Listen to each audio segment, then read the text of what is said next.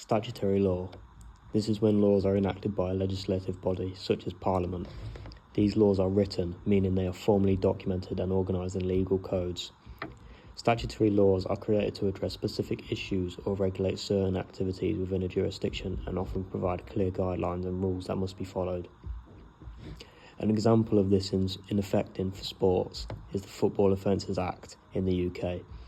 This law was enacted to combat violence and disorder associated with football matches. It criminalises specific behaviours such as violent conduct, throwing missiles and chanting racist or abusive language at matches. Breaking these rules can lead to a stadium ban, a fine or prison time. Civil law. This deals with disputes between individuals, organisations, rather than criminal matters. It encompasses a wide range of legal issues.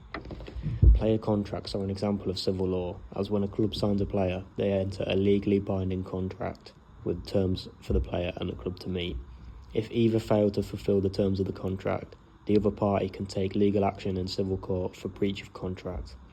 For example, many players have gone to court over unpaid wages, such as Cristiano Ronaldo with Juventus and Kylian Mbappe with PSG. Case law. In common law system, it refers to the law that has been established by following decisions made by judges in earlier cases. An example of case law in football is when Jean-Marc Bosman, a Belgian footballer, challenged the transfer rules that required players to be transferred to another club if their contract rules out, which often involved big transfer fees. He argued that these rules restricted his freedom to move clubs freely after his contract ended. The court ruled in favour of Bosman, stating that the transfer system violated EU law regarding the free movement of workers. As a result, players in the EU could move freely to another club without their former club demanding a fee. This case set a legal precedent that changes football transfers and players' rights, demonstrating how case law can influence the rules and regulations in sport. Duty of care is the obligation of an individual or organisation to take reasonable care to avoid causing harm to others. For example, a football club has a duty of care to ensure that its players are provided with a safe environment for training and matches. This includes maintaining the pitch, providing medical care and ensuring that coaches are trained to manage players' physical and mental well-being. If a club fails to uphold their duty of care and a player is injured as a result, the club may be held liable for negligence. Higher duty of care. This is the increased level of responsibility that certain individuals or organisations have towards others, particularly in circumstances where there is greater risk of harm. For example, in football, the coaches and medical staff have a higher duty of care toward their players compared to the general public. This means they are expected to take extra precautions to ensure the players' safety and well-being. In loco parentis means in the place of a parent. It refers to the responsibility of an individual or organisation to take on the parental role and responsibilities for a child in certain situations. In football, coaches and club staff may act in loco parentis when they are responsible for young players during training and matches. This means they have a duty to ensure the safety and development of those players, similar to what a parent would do. Negligence occurs when an individual or organisation fails to take reasonable care to prevent harm to others, resulting in injury or damage. In a football context, if a coach neglects to provide proper medical care for an injured player, and that player suffers further injury as a result, the coach could be found negligent. Overall, negligence is about holding people accountable for failing to act responsibly and causing harm to others. The Health and Safety at Work Act is a key piece of legislation in the UK that aims to ensure the health, safety and welfare of employees at work. It is essential for creating a safe working environment and reducing the risk of accidents and illnesses in the workplace. An example of it being used in football is when clubs are required to conduct risk assessments for their training facilities and match venues. This includes checking the playing surface, ensuring that all equipment is safe and properly maintained, and assessing the potential risks of injuries from tackles or falls. Clubs must provide medical support during games and training sessions. This means having trained medical staff on the site to respond to injuries, including protocols to deal with serious injuries. The Health and Safety at Work Act helps football clubs protect players and staff, and even spectators, creating a safer environment for everyone. Reporting of injuries, diseases and dangerous occurrences regulations. This requires people in the workplace to report specific types of incidents that occur at work. By following it, employees contribute to a safer working environment and demonstrate their commitment to health and safety. It is important for football for ensuring player safety and maintaining high standards of health and safety at football clubs. It requires clubs to report certain incidents that occur during training or matches. By following it, football clubs help to ensure a safer environment for players, staff and fans. Personal protective equipment. This is gear designed to protect individuals from various hazards they might face in their work environment. In football, PPE is applied by using shin pads/goalkeeper gloves or proper football boots. This is important to reduce the risk of injuries. Shin pads prevent serious leg injuries from tackles, while goalkeeper gloves protect the hands from impact. This is crucial for player safety and performance. By using appropriate PPE, players can enjoy the game while minimising the risk of injury. Control of substances hazardous to health. There's a set of regulations in the UK designed to protect workers from health risks associated with hazardous substances in the workplace.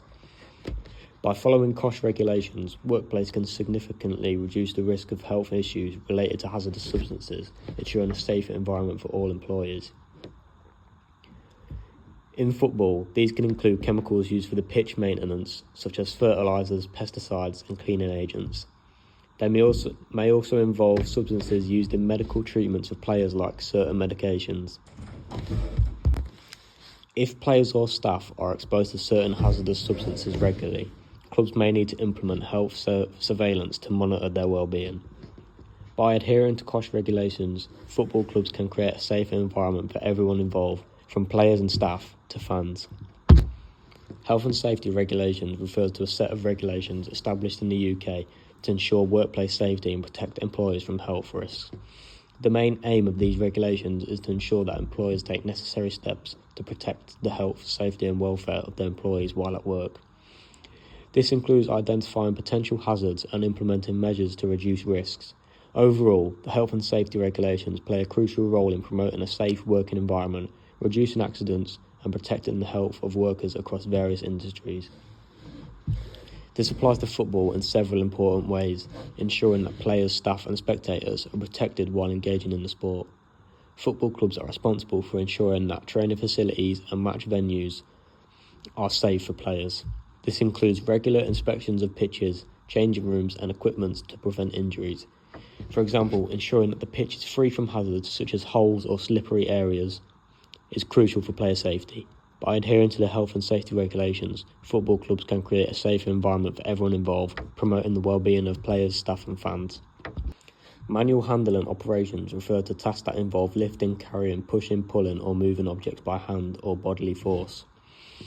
In various workplaces, including sports like football, proper manual handling is crucial to prevent injuries. In football, particularly during training, match preparation and injury management.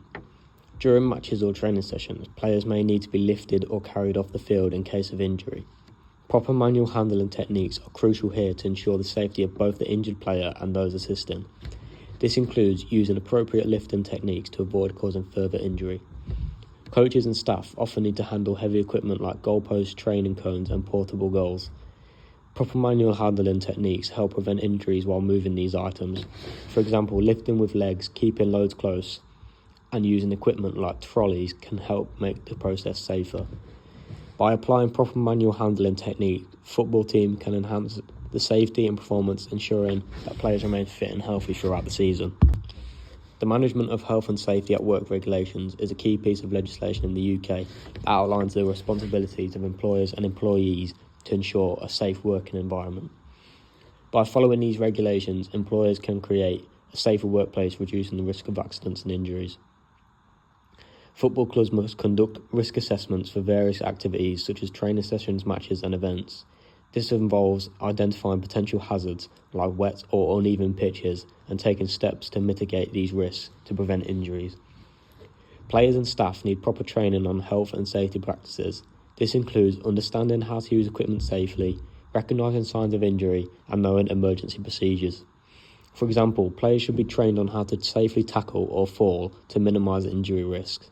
Football clubs must have clear emergency procedures in place, such as protocols for dealing with injuries during matches. This includes having qualified medical personnel available and ensuring that everyone knows how to respond in case of an emergency, like a player collapsing on the field. The Fire and Safety of Places at Sport Act is important for ensuring that sports venues, including football stadiums, are safe for everyone. The Act requires sports venues to have a fire safety management plan. This includes identifying fire hazards, ensuring proper maintenance of fire safety equipment, like alarms and extinguishers, and establishing a clear evacuation procedure.